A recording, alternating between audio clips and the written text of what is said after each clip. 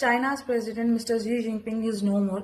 ऐसा आपने बहुत सारे सोशल मीडिया प्लेटफॉर्म पे सर्कुलेट होता हुआ सुना होगा, बट ये बात गलत है। Let me clear out, because हमारे finance minister mister S Jaishankar recently China visit किए थे फॉर एन एससीओ समिट।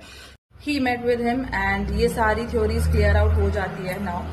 अब द मेन पॉइंट इज, अभी अगर आप लोग मुझे फॉलो कर रहे होंगे, आपने देखा होगा कि मतलब हम लोग एससीओ के बारे में बात कर रहे थे, हाउ ऑन इंटरनेशनल प्लेटफॉर्म इसकी रिलायबिलिटी काफी मतलब कम होती जा रही है, बिकॉज वो पूरा चाइना डोमिनेटेड ही हो गया है बेसिकली। सो अब आती है इम्पोर्टेंट बात, वो ये है कि हम लोगों ने सोचा था कि मे बी शायद हमारे मतलब मिनिस्टर्स या मेन रिप्रेजेंटेटिव्स ऑफ इंडिया नहीं जाएंगे एससीओ मीटिंग्स में, वो नहीं उसमें इन्वॉल्वमेंट देंगे अपना। आफ्टर हमारे जो डिफेंस मिनिस्टर से मिस्टर राजनाथ सिंह, उन्होंने साइन करने से मना कर दिया था, and because SCO is not even recognising that attack, the Pahalgam attack done by Pakistan. And इसी रिलेटेड हम लोगों ने ये थ्योरी मतलब हम लोगों ने सोचा था, बट वी डोंट नो कि अपर लेवल ऑफ इंडिया में क्या होता है, what they decide, and they decided to send our finance minister over there, जिसका मेनली मैं अगर बताऊं तो कोई भी निष्कर्ष नहीं निकला है।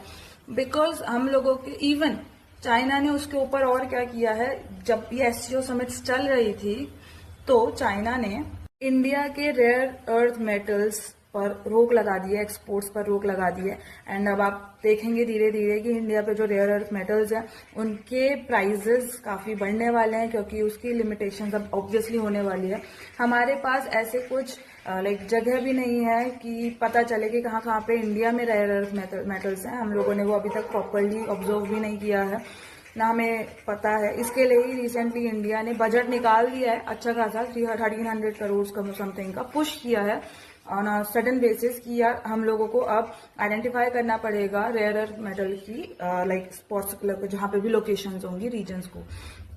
ये तो चलो सब चल रहा है। हमने जब ये चीज करी तो चाइना में ये चीज सर्कुलेट होती है कि अगर हम लोग रेयर अर्थ मेटल के एक्सपोर्ट्स को हटा देते हैं तो आप लोग टिकटॉक वगैरह जो हमारे एप्स हैं, मैंने आप लोगों को काफी सारी इन्फॉर्मेशन प्रोवाइड कर दी है एससीओ में। और as a Indian, as a viewer, आप क्या सोचते हैं कि इंडिया का स्टैंड क्या होना चाहिए एससीओ के रिगार्डिंग, फ्यूचर स्टैंड, वो प्लीज आप कमेंट डाउन करिए। बिकॉज अभी भी एससीओ की जो मेन मिनिस्टर्स की मीटिंग है जिसमें मिस्टर नरेंद्र मोदी जी जा सकते हैं, उसमें हमारा क्या स्टेप होना चाहिए, क्या हमें लेना चाहिए as an Indian. Definitely we can think about it, because